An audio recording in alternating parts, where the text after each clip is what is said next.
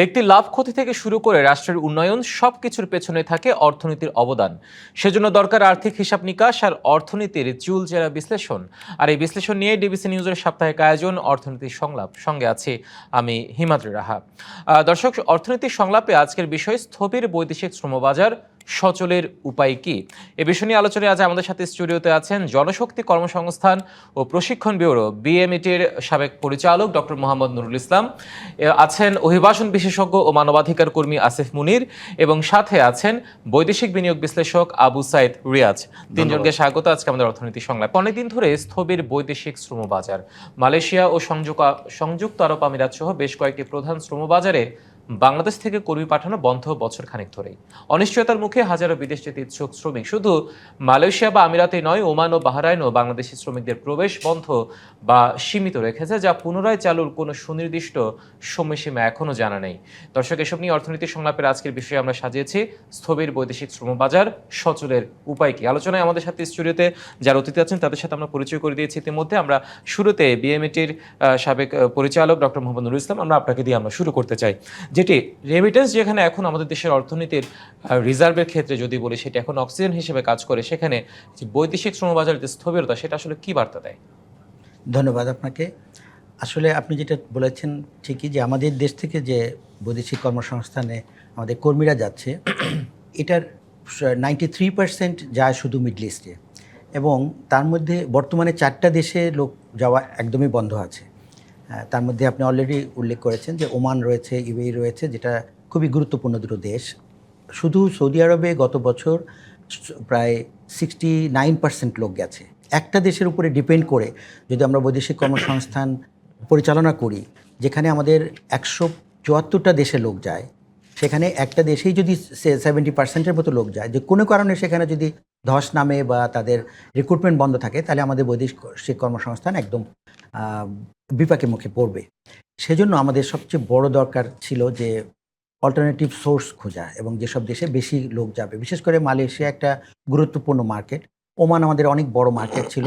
এটা কেন বন্ধ আছে বা কিভাবে আমাদের ডিপ্লোম্যাটিক্যালি আগানো যায়, যে কজগুলো তারা দেখিয়েছে, তারা কিন্তু পরিষ্কার বলেছিল যে তাদের কি কি কারণে তারা এটা বন্ধ করেছে, সেটার ব্যাপারে একটা উদ্যোগ নিয়ে সেটাকে চালু করা দরকার। পাশাপাশি যেসব নতুন মার্কেট আমাদের জন্য সম্ভাবনার দ্বার খুলে দিয়ে রেখেছে, পার্টিকুলারলি আমি বলবো ইস্ট ইউরোপিয়ান অনেকগুলো দেশে প্রচুর ডিমান্ড এখন দেখা যাচ্ছে, কিন্তু আমরা সেটা এক্সপ্লোর করতে পারছি না। আমাদের সরকারি উদ্যোগ, বিশেষ করে আমাদের যারা রিক্রুটিং এজেন্সি আছে আমাদের দেশে দীর্ঘদিন ধরে, তাদের আমরা দেখেছি, আমি বিএমইটি থাকা সময় দেখেছি যে এদের কোনো নতুন বাজার অন্বেষণের কোনো প্রচেষ্টা নেই। তারা সবসময় এক্সিস্টিং বাজারে যেভাবে সহজভাবে কোনো একটা ডিমান্ড নিয়ে এসে, এবং খুবই অদক্ষ লোকদের কিভাবে পাঠানো যায়, তার থেকে বেশি লাভ করা যায়, এই ধরনের একটা থিম নিয়ে তারা কাজ করে। কিন্তু অন্যান্য দেশে, বিশেষ করে ফিলিপাইনে বা শ্রীলঙ্কায়, যে তারা যেভাবে এজেন্সিগুলো কাজ করে, তারা অনেক প্রফেশনালিজম তাদের মধ্যে রয়েছে, এবং তারা কি করে বেশি স্কিল লোক পাঠানো যায়, কোথায় কোন ধরনের সুযোগ রয়েছে, কোথায় কোন ধরনের নতুন প্রজেক্ট হচ্ছে, সেটা কিভাবে অ্যাকোয়ার করা যায়। বাংলাদেশে কিন্তু এ ধরনের কোনো উদ্যোগ আমাদের রিক্রুটিং এজেন্সির মধ্যে নেই, এবং আমাদের যে এখন সম্ভাবনা সারা বিশ্বে রয়েছে, প্রচুর প্রচুর বিভিন্ন ধরনের স্কিল লোক, প্রফেশনাল লোকের ডিমান্ড দেখা যাচ্ছে। বিশেষ করে যে নিউ টেকনোলজি যেগুলো আসছে, সেগুলোতে ডিমান্ড রয়েছে, কিন্তু সেভাবে আমরা লোক তৈরি করে দিতে পারছি না। আমরা তাদের যে বাজারটাকে দখল করতে পারছি না, আমরা তাদের সাথে যোগাযোগ করতে পারছি না। এটা আমাদের ব্যর্থতা আমি বলবো, এবং সেটা ইমিডিয়েটলি আমাদের এটা করা উচিত। অর্থাৎ আপনার পর্যবেক্ষণের সারাংশ যদি আমরা বলতে চাই, সেটা হচ্ছে স্কিল লোককে আমরা তৈরি করতে পারছি না এখনো। সে জায়গায় বাধাগুলো কি, চ্যালেঞ্জগুলো কি, সেগুলো নিশ্চয় আমরা জানবো। আপনি স্বল্প কথায় অনেক সারাংশ আপনি তুলে ধরেছেন। আমরা আসিফ মুনির, আপনার কাছে ফিরতে চাই। সেটি হচ্ছে আসলে যে স্থবির হয়ে আছে শ্রমবাজারটা, আমাদের দেশের অর্থনীতির জন্য আসলে কি বার্তা দেয়? আমরা তো বলি যে আমাদের একটা বড় অংশ আমাদের অর্থনৈতিক যে রিজার্ভ আছে সেটা রেমিটেন্সের থেকে আসছে। কিন্তু সেটার ব্যাপারটা হচ্ছে কি, যে এখানে যেমন আমরা কোভিডের সময় তখন আমরা ধারণা করছিলাম যে হয়তো রেমিটেন্স কমে যাবে, কিন্তু কমেনি, বরং বেড়েছে। সেটার একটা ব্যাখ্যা পরে অর্থনীতিবিদরা এবং বিশ্লেষকরা বলেছেন যে বিভিন্ন রকম ব্যাখ্যা আছে, কারণ এখানে যারা প্রবাসে আছেন তাদের পরিবার অনেকেই এখানে বাংলাদেশে, কাজে তারা কষ্ট করে হলেও রেমিটেন্স পাঠানোর চেষ্টা করেছেন। সাম্প্রতিককালেও আমরা দেখছি, যখন ইরান যুদ্ধ হচ্ছে তখনও কিন্তু এই প্রসঙ্গটি গণমাধ্যমে বিভিন্ন আলোচনায় এসছে যে এখন কি রেমিটেন্স কমে যাবে। এখানে মধ্যপ্রাচ্যে যেহেতু বিভিন্ন দেশে এক ধরনের একটা অস্থিতিশীল অবস্থা, ইরান সহ অন্যান্য জায়গায়, বিশেষ করে সৌদি আরব, মধ্যপ্রাচ্যের দেশগুলোতেও, কিন্তু আমরা দেখছি যে এখন পর্যন্ত সেরকমভাবে কমেনি। লাস্ট মান্থে 2 বিলিয়নের উপরে এসেছে। 3 বিলিয়ন তো সেইটার জায়গাটা হচ্ছে যে এখানে, এবং আবার এটাও আছে যে এখানে একটা একটু কিছুটা শুভঙ্করের ফাঁকির মতো না আছে যে আমরা রেমিটেন্স বলছি, কিন্তু সবাই কি অফিসিয়াল চ্যানেলে রেমিটেন্স পাঠায় তাও কিন্তু না। অর্থাৎ ইকোনমিতে আমাদের অর্থনীতিতে টাকা কিন্তু অনেক সময় আসছে, কিন্তু সেটা অনেক সময় ইনফর্মাল চ্যানেলে আসছে। কারণ আমাদের ফর্মাল চ্যানেলে যেভাবে পাঠানো হয় সেটা সব সময় যে খুব সহজভাবে হতে পারে তা না। বিশেষ করে আমাদের কর্মীরা যারা থাকেন, দেখা যাচ্ছে মধ্যপ্রাচ্যে কোনো একটা প্রত্যন্ত অঞ্চলে হয়তো তারা কাজ করছেন এবং সেখানেই তারা থাকছেন, সেখান থেকে ছুটি নিয়ে এসে নিয়মিতভাবে দেশে টাকা পাঠানো, তার চেয়ে তারা অন্য বিভিন্নভাবে পাঠিয়ে থাকে। বিভিন্ন চ্যানেলে তারা পাঠিয়ে রাখে। সো সেই জায়গা থেকে চিন্তা করলে এটা বার্তা যেটা বলছেন অর্থনীতির জন্য বার্তা, যে এখানে মানে সবসময় আমরা তুলনামূলকভাবে কম রেমিটেন্স পাচ্ছি, যেটা আমরা অদৃশ্য বুঝতে পারছি না। আমরা ফর্মালটাকেই বিবেচনা করছি এবং সেটা নিয়েই কিন্তু আমরা অনেক ওয়াও একটা অনুভূতিতে আছি, বিশাল একটা ব্যাপার।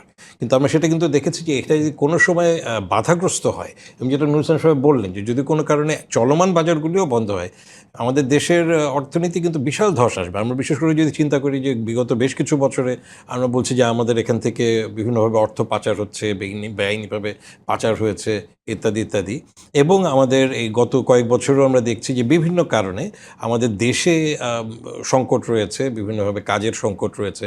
তো যদি কোনো কারণে এখনকার যে চলমান বাজার আছে সেটাও যদি কোনোভাবে বাধাগ্রস্ত হয়, আমাদের দেশ চলাটাই মুশকিল হয়ে যাবে। আমরা এখনও বুঝতে পারছি না অতটা, কিছুটা এখন অনুভব করছি যখন ইরানের কারণে হচ্ছে যে হরমুজ প্রণালীর কারণে তেলের দাম বেড়ে যাচ্ছে, আমরা সেটা কিছুটা অনুভব করছি। কিন্তু রেমিটেন্স যদি কোনো কারণে ঠিকমতো চাইলেও না পাঠাতে পারেন আমাদের দেশি ভাই বোনেরা, তখন কিন্তু সবার আরও বেশি টনক নড়বে। তো এটা আসলে হাই টাইম যে আমাদের আগে থেকেই চিন্তা করে যে এরকম ঘটনা যাতে না ঘটে। আপনাদের আজকের আলোচনার যে বিষয়টা, যে এটা শ্রম বাজারটাকে আরও বিস্তৃত করা, চলমান যে বাজারগুলো আছে সেগুলোকে বিস্তৃত করা, নতুন বাজার, এবং যেগুলো বন্ধ আছে সেগুলোকে খোলা, এইটার একটা বিশাল কর্মযজ্ঞ দরকার, যেটা আমরা এখনও আসলে দেখছি না। না সরকারিভাবে, এবং সাহেব বললেন রিক্রুট এজেন্সিদের মাধ্যমে, আমি বলবো যে সবাই, মানে যারা এই সেক্টরে আছেন, আমরা অনেক সময় লিপ সার্ভিস দিচ্ছি, এই করা দরকার সেই করা দরকার, কিন্তু কিছুই করছি না, এবং অনেক সময় কিন্তু অন্যের উপরও দোষ চাপিয়ে দিচ্ছি। সবারই কিন্তু সম্মিলিতভাবে কাজ করতে হবে, কোনো সেক্টরেই একক কোনো শক্তি কাজ করতে পারে না, এখানে সম্মিলিত একটা উদ্যোগ দরকার। নিশ্চয় দারুণভাবে আপনার পর্যবেক্ষণটা তুলে ধরেছেন। স্বল্প কথায় যদি বলতে চাই, আপনার কথা সারাংশ যদি আমরা নিই, যে মধ্যপ্রাচ্যে যে শ্রম বাজারটুকু টিকে আছে সেটিও যদি বন্ধ হয়ে যায়, তখন হয়তো আমরা অনুভব করবো আসলে সংকটটা কোথায় গিয়ে ঠেকতে পারে। কিন্তু সেই জায়গা কি তৈরি হয়েছে কিনা, আমি সেই প্রশ্নটা আপনার কাছে রাখতে চাই। কারণ যুক্তরাষ্ট্র ইসরায়েলের যৌথ সংঘাত, ইরানের সাথে যে ত্রিমুখী একটা সংঘাত আমরা প্রভাব মধ্যপ্রাচ্যের দেশগুলোতে দেখেছি, যে শঙ্কার কথা আসিমুনি তুলে, সেই শঙ্কাকে আমাদের এখানে উকি দিচ্ছে কিনা, যদি দিয়ে থাকে তাহলে সেক্ষেত্রে আমাদের করণীয় কি, আর যদি না দিয়ে থাকে ওয়েল অ্যান্ড গুড, আমরা বাজারটাকে কিভাবে বিস্তৃত করতে পারি? ধন্যবাদ আপনাকে। অ্যাকচুয়ালি প্রত্যেকটা জিনিসের জন্যই একটা প্রিপারেশন থাকা দরকার আমি মনে করি। যদি মিডল ইস্টে কোনো সমস্যা হয়, আমরা কিন্তু বরাবরই মিডল ইস্টের উপরে শ্রমিক পাঠানোর জন্য বসে আছি। আমাদের দেশে যে জিনিসটা দরকার, আমাদের দেশে স্কিল্ড ওয়ার্কারের তৈরির কোনো কর্মযোগ্য নাই আজ পর্যন্ত।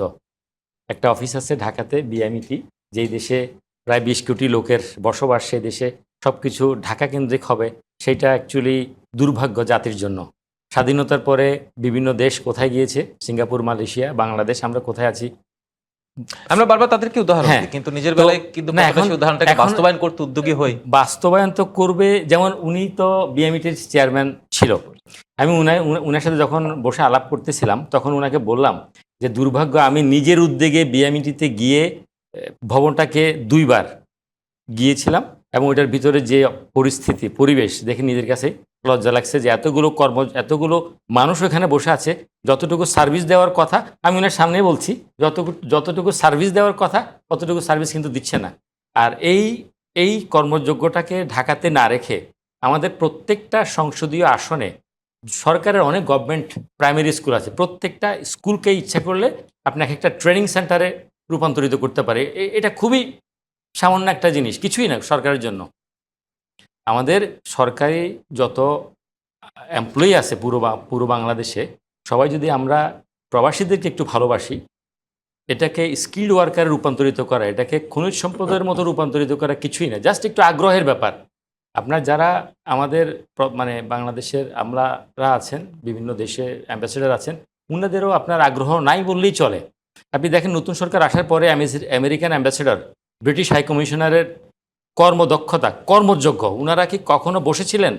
ওনারা প্রত্যেকটা অফিসে, প্রত্যেকটা এমবিসিতে কিভাবে ধর্ণা দিচ্ছে ওনাদের প্রোডাক্ট বিক্রি করার জন্য। আর আমাদের দেশের অ্যাম্বাসেডররা কি করছেন? আমি আশা করি আমার এই কথা, ক্ষুদ্র কথা ওনারা শুনবেন না হয়তো কখনো, কিন্তু আমরা তো কন্টিনিউ সবসময় বকবক করে যাচ্ছি, কিন্তু কখনো আমাদের স্কিল্ড ওয়ার্কার তৈরি হচ্ছে না।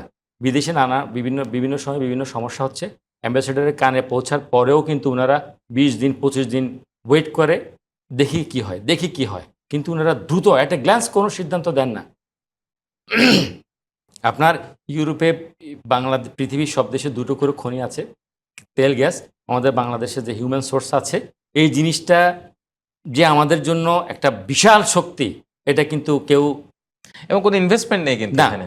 আপনি দেখেন আমরা প্রবাসীরা ইয়ারলি 36 বিলিয়ন পাঠাচ্ছি, এই বছরে প্রত্যেক মাসে অ্যাপ্রক্সিমেটলি 3 বিলিয়ন করে আসছে। এখন পর্যন্ত বিগত 10 মাসের গভর্নমেন্ট মধ্যে দেখেন আমাদের প্রবাসীদেরকে, আমরা কিন্তু সবসময় বলে আসছি, আমরা কোনো প্রবাসী কিন্তু টাকা লুটপাট করে নিচ্ছি না, আমরা লুটপাট করতে চাই না।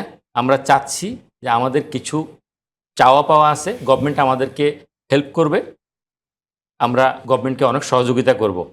আপনার বিগত 20 বছরে আপনার G2G, তারপরে FDI, যাই কিছু বলেন, পার্সোনাল ইনভেস্টমেন্ট কতটুকু আসছে? আমার মনে হয় না আমরা এক বছরে যতটুকু রেমিটেন্স পাঠিয়েছি 35 বিলিয়ন, 20 বছরে কিন্তু কেউ ইনভেস্ট করেনি।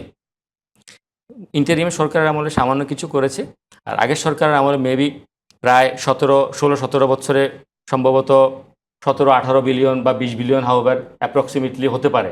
আমরা যেখানে 36-37 পাঠাচ্ছি প্রত্যেক বছর, গভর্নমেন্টের উচিত আমাদের পিছনে সামান্য কিছু ব্যয় করা।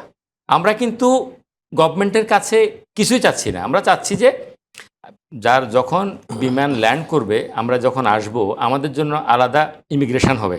কারণ আপনি দেখেন যতগুলো বিমান ল্যান্ড করে, ইন্ডিয়া থেকে ফ্লাইট ল্যান্ড করে, দুবাই থেকে করে, মিডল ইস্ট থেকে করে, এখানে লাগেজ পার্টিও আছে। লাগেজ পার্টি এসে বরাবরই, যেহেতু আমাদের সাথে তারা আসছে, আমি যদি ভ্যানিস থেকে দুবাই এমিরেটসে করে আসি, দুবাইতে আমাকে ট্রানজিট নিতে হচ্ছে। তো ট্রানজিট নেওয়ার পরে আমার সাথে আপনার লাগেজ পার্টি আছে, আমাদের কর্মী ভাইয়েরা যারা শ্রমিক আমাদের মতো, ওনারাও আসছে আমাদের সাথে। তো আমরা এই যে এবার আসলাম, আসার পরে দেখেছিলাম যে ফ্লাইট ডিলে হওয়ার পরে প্রায় অ্যাট এ টাইম কিন্তু প্রায় 4-5টা আপনার ফ্লাইট ল্যান্ড করলো। ল্যান্ড করার পরে এয়ারপোর্টের ভিতরে একদম মানুষ গিজগিজ করতেছে। তো এর মধ্যে আপনার মনে করেন, আমার পাশের সিটে বসেছিল, উনি সপ্তাহে 15 দিন পর যায়, দ্যাট মিনস লাগেজ পার্টি। তো আমি যেই ইমিগ্রেশন দিয়ে আসছি, উনিও কিন্তু আসতেছে। তো উনি যদি ধরা পড়ে, এটা কিন্তু মানুষ মনে করবে যে এরা বিদেশ থেকে আসতেছে। সো এই জিনিসটা আমরা বারবার বলে আসছি যে যারা বিদেশে যায় এবং আসার সময় আমাদের জন্য সম্পূর্ণ ভিন্ন ইমিগ্রেশন থাকবে এবং লিখা থাকবে রেমিটেন্স যোদ্ধা আমাদেরকে বলে, কিন্তু অ্যাকচুয়ালি সরকারের কোনো বিন্দুমাত্র আগ্রহী নেই।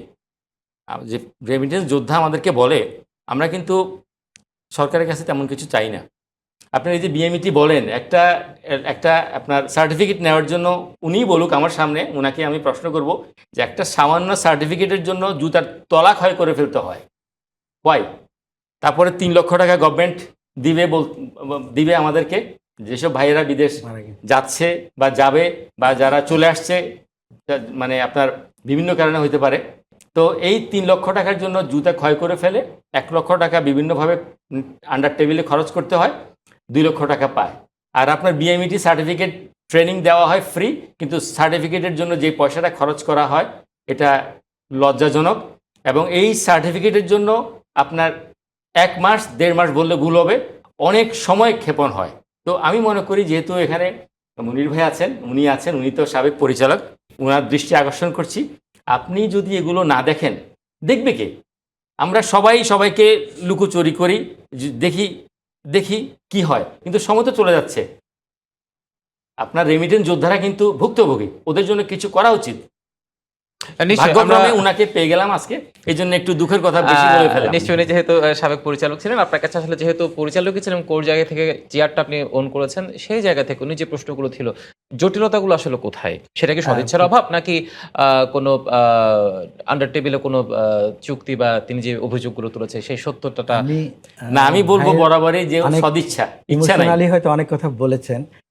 আমি একটু সাপ্লিমেন্ট করি অনেকে, সেটা হলো যে বিএমইটি কিন্তু শুধু যে ঢাকায় অফিস তা না, বিএমইটির 64টা জেলায় অফিস আছে সার্ভিস দেওয়ার জন্য।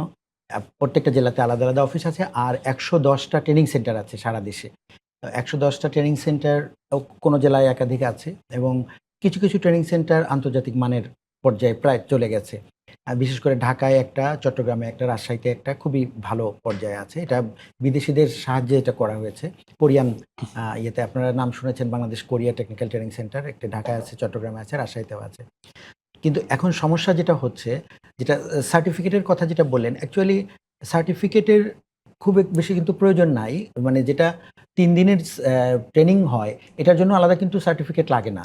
ওটা অটোমেটিক্যাল এখন অটোমেটিক জেনারেট হয়। মানে আলাদা কোনো সার্টিফিকেট প্রিন্টও হয় না। জাস্ট সে যখন অনলাইনে মানে রেজিস্ট্রেশন করে সে সার্টিফিকেট পেয়ে যায়। কিন্তু আসল সমস্যাটা ওখানে না। আসল সমস্যাটা যেটা আপনি উল্লেখ করেছেন ঠিকই, যে আমরা রেমিটেন্স যোদ্ধার জন্য বিশেষ কী ধরনের প্রকল্প নিয়েছি, এটা হলো আসল বিষয়টা। সেটা হলো যে প্রবাসী কল্যাণ মন্ত্রণালয়ে কিন্তু কোনো প্রকল্প নাই। এটা না। মজার ব্যাপার। একটাই প্রকল্প আছে, নতুন নতুন ট্রেনিং সেন্টার করা।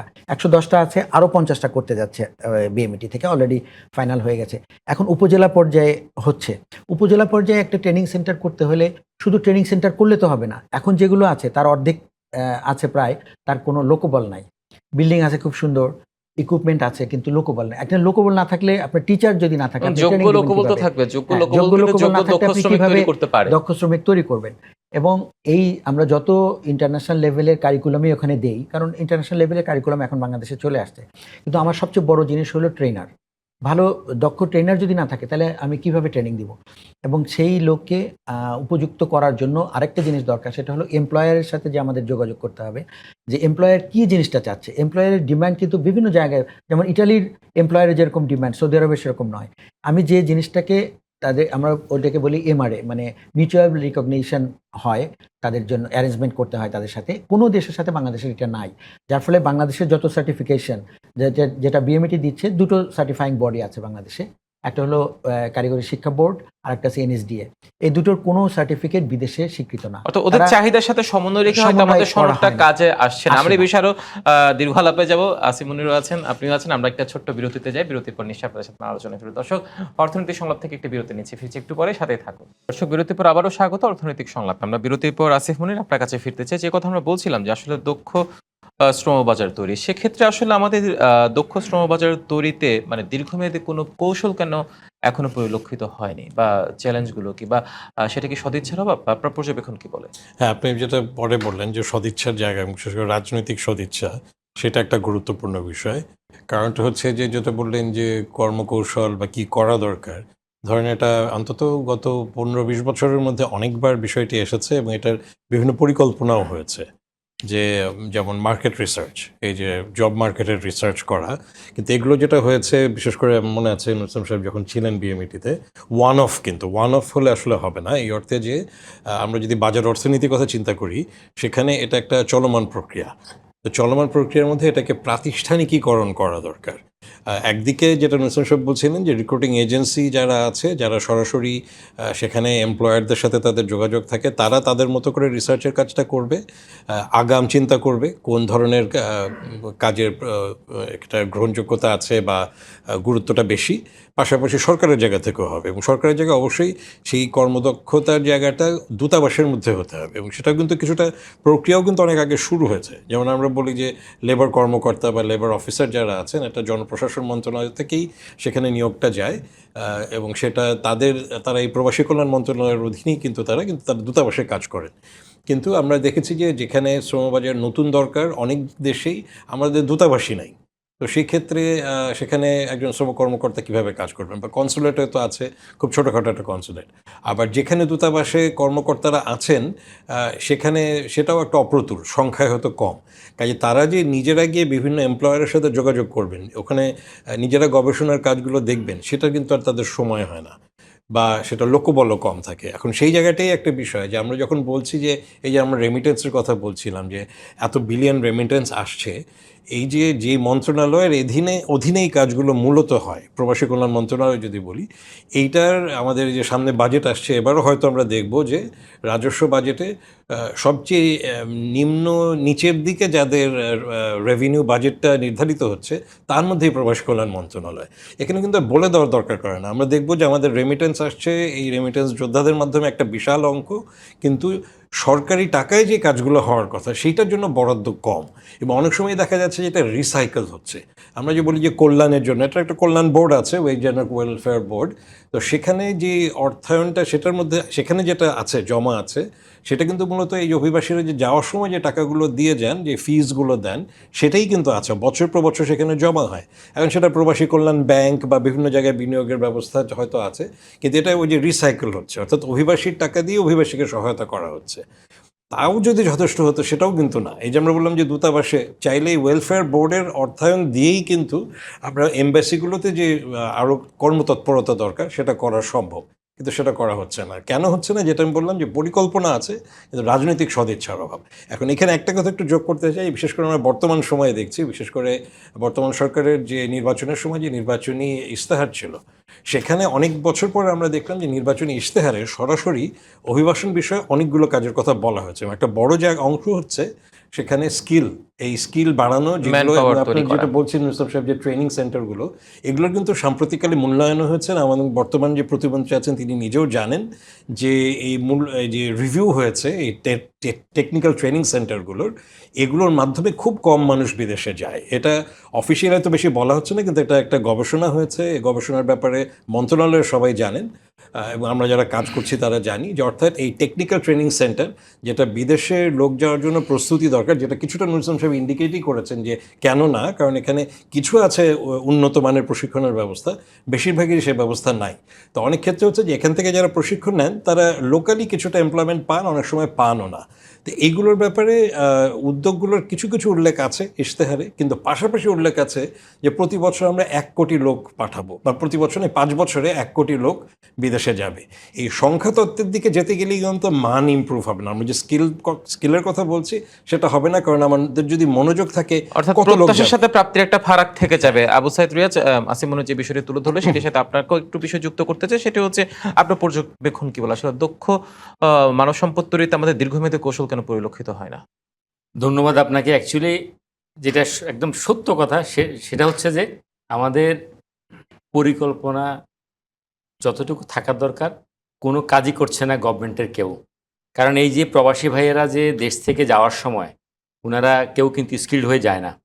আর যদি সরকার, যদি আমি একটু আগে বলেছিলাম যে আমাদের প্রত্যেকটা সংসদীয় আসন 300টা আছে, এই 300টা আসনের মধ্যে যদি ব্যাচ সিস্টেম করে আপনার ওদেরকে থাকতে দিবে, খাইতে দিবে, যে ট্রেনিং করতে আসবে তাকে টাকা দিবে। আপনি ধরেন 300টা আসনে আপনার একটা প্রাইমারি, মানে 300টা আসনে 300টা প্রাইমারি স্কুলকে নির্ধারণ করা হলো। গভর্নমেন্ট চিন্তা করলো যে আমি এই 300টা প্রাইমারি স্কুলকে ট্রেনিং সেন্টার হিসাবে ইউজ করব। প্রত্যেকটা ট্রেনিং সেন্টারে আপনার 50 জন করে ট্রেনিং করতে আসবে। এই 50 জনকে যদি পার ডে আপনার যে তোমরা খাবা, থাকা, খাওয়া এবং তোমাদেরকে কনভেন্স, ওই দিনের বেতন তাও দেওয়া হবে। আপনি দেখেন 2 মাসে এক একটা লোকের পিছনে গভর্নমেন্টের খরচ হবে সর্বোচ্চ 20,000 টাকা, এর তো বেশি হবে না। তো আপনি ক্যালকুলেট করে দেখেন, এই 2 মাস যদি একটা সরকার, আমাদের বর্তমানের সরকার যদি 2 মাস একটা লোককে ট্রেনিং দেয়, তাহলে গভর্নমেন্টের খরচ হচ্ছে 40,000 টাকা। কিন্তু এই লোকটাই যখন বিদেশে যাবে আপনার 1 বছরে তার 4 গুণ টাকা গভর্নমেন্টকে দিচ্ছে। তো ইনভেস্ট করলে কিন্তু লস নাই। আপনি যখন কোথাও যাবেন আপনি নিজেকে পরিচর্যা করেন, ঠিক তদ্রূপ সরকার যদি চায় এই স্কিল্ড ওয়ার্কার, এটা একটা সরকারের পক্ষে এটা কিছুই না, জাস্ট কিছু আইডিয়া থাকতে হবে, আপনার সুন্দর উদ্যোগ থাকতে হবে, আর আপনার যারা আমাদেরকে সহানুভূতি করবে, সাহায্য করবে, আপনার কাজ, আপনার স্কিল্ড ওয়ার্কার তৈরি করবে, ওনাদের আগ্রহ থাকতে হবে।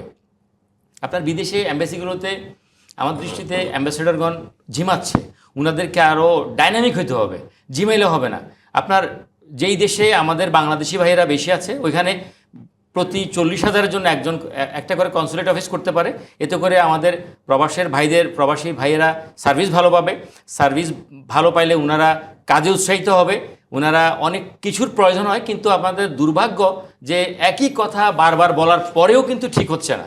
এই যে আপনি বললেন আমরা বছরে যতটুকু পাঠাই, সরকার যদি আমরা যদি 37 পাঠাই, 36 পাঠাই, 35 পাঠাই, হাওয়ার আমরা যাই পাঠাচ্ছি কেন, গভর্নমেন্ট যদি এক বছরে প্রবাসী ভাইদের জন্য যদি 1 বিলিয়ন খরচ করে, সেটা রিটার্নটা আসলে আরো মানে কত গুণ আসবে সেটা আসলে বলার অপেক্ষা রাখে 300 আসনে যদি আপনি চিন্তা করেন একবার 300 আসনে আপনার প্রত্যেক বাড়ি 2 মাসের জন্য ট্রেন আপ করবে এক একজনকে।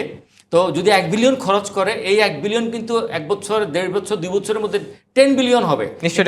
দুর্ভাগ্য যে উৎসাহ নেই। সেই জায়গায় নিশ্চয়ই সরকার কাজ করবে। ডক্টর মোহাম্মদ নুরুল ইসলাম, আপনার কাছে ফিরতে চাই। যে প্রশ্নের উত্তর আপনার কাছে যে কথা বলছিলাম যে শুধুমাত্র ট্রেনিং সেন্টার করলে হবে না, লোকবলেরও দরকার আছে। আপনি যে কথা বলেছেন সেই লোকবল দেওয়ার মানসিকতা বা লোকবল তৈরি করা, কারণ একজন লোকিত দক্ষ শ্রমিক তৈরি করবে, সেই জায়গায় আসলে চ্যালেঞ্জগুলো কি? এখানে চ্যালেঞ্জগুলো আসলে ব্যুরোক্র্যাটিক আমি বলবো, কারণ আমাদের যে আমলাতান্ত্রিক জটিলতাটাই বেশি। অর্থাৎ এখানে যখন সেন্টারটা করা হয় তখন কি জনবল লাগবে, কি দক্ষতা লাগবে সেগুলো ফাইনাল করা হয়। কিন্তু যখন এগুলো রেভিনিউতে যায় তখন দেখা যায় যে অর্থ মন্ত্রণালয় বা জনপ্রশাসন মন্ত্রণালয় থেকে যখন অনুমোদন নিতে যায় তখন দেখা যায় আর জনবল দেওয়া হয় না। তাহলে এই প্রতিষ্ঠানগুলো তখন এমনি পড়ে থাকে। কারণ আমরা জানি যে আমাদের 3টা পিলারের উপরে কিন্তু আমাদের ইকোনমিটা দাঁড়িয়ে আছে। একটা রেমিটেন্স, আর একটা এগ্রিকালচার, আর একটা আরএমজি অর্থাৎ গার্মেন্টস।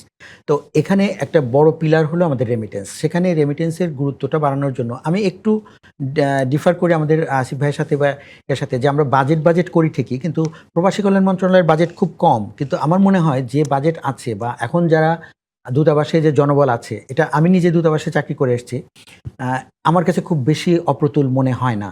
আমার মনে হয় যে জনবল আছে, বরং ভাই যেটা পরে বললেন যে ডাইনামিক হতে হবে, মাইন্ডসেটটা খুব কম আছে।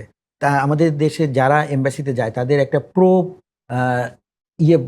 মানে মাইগ্রেন্ট একটা মেন্টালিটি নিয়ে যেতে হবে, তাদেরকে সেবা করার এবং কিভাবে এটাকে প্রমোট করা যায় সেই জিনিসটা তাকে করতে হবে। অর্থাৎ আমাদের ডিপ্লোমেসি তো আমাদের একটা ছোট দেশ বা গরিব দেশ, এখানে অন্য বড় ধরনের ডিপ্লোমেসির কিছু নাই। আমাদের বড় জিনিসটা হলো ম্যান পাওয়ার ডিপ্লোমেসি। আমাদের এই অভিবাসন যে কূটনীতি, এটাকে ভালোমতো কাজ করতে হবে। এই মেন্টালিটিটা অ্যাম্বাসেডর থেকে শুরু করে লেবার উইংয়ে যারা আছে তাদেরকে ট্রেনিং করে দিতে হবে। তারা গিয়ে যদি সবাই ওরকম ব্যুরোক্র্যাট হয়ে যায় বা আমলাতান্ত্রিক একটা জটিলতার মধ্যে তার মাইন্ডসেটটা সেট করে ফেলে, তাহলে কিন্তু মানে কাজ হবে না।